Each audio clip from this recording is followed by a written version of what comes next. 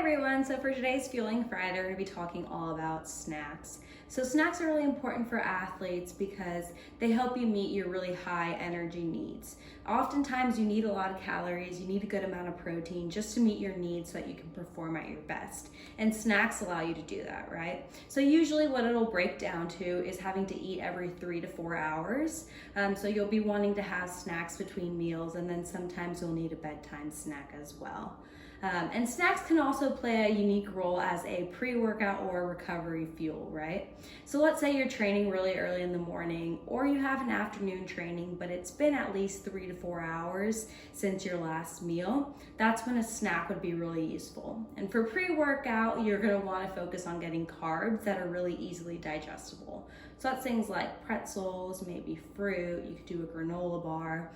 So all of those will serve as pre-workout. And then after your training, if you're not gonna be eating a meal within 30 minutes, then a snack for recovery is also a good idea. And in that case, you'll wanna get carbs and you'll wanna get protein. So that could be something as simple as crackers with some deli turkey. It could be a fruit smoothie with some protein in it. It could be Greek yogurt with fruit, and so many other options, right?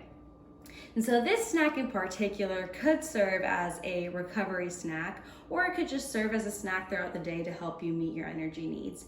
And what I love about it is that, number one, it's great for the summer because it's essentially just a popsicle made with Greek yogurt and fruit. But also it's just super easy to make, pretty versatile. You can use any fruit you like. And you can just store it in your freezer and just pop one out whenever and have one of those as a great snack. So let's get started. Okay, so for this recipe, what you want to do is start with about 2.5 cups of fruit. So I'm going to be using blueberries and strawberries. And the great thing about these berries is that they're really high in antioxidants. They're also high in fiber and vitamin C, so lots of good nutrition. And what I'll do is I'll throw this into either a food processor or a blender and blend them up really nicely until it's a thin liquid consistency and they're all well blended. And then I'll combine it with 2 tablespoons of a liquid sweetener.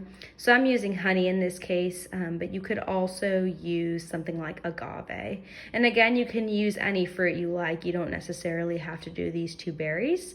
These just sounded good to me, so that's what I'm gonna do.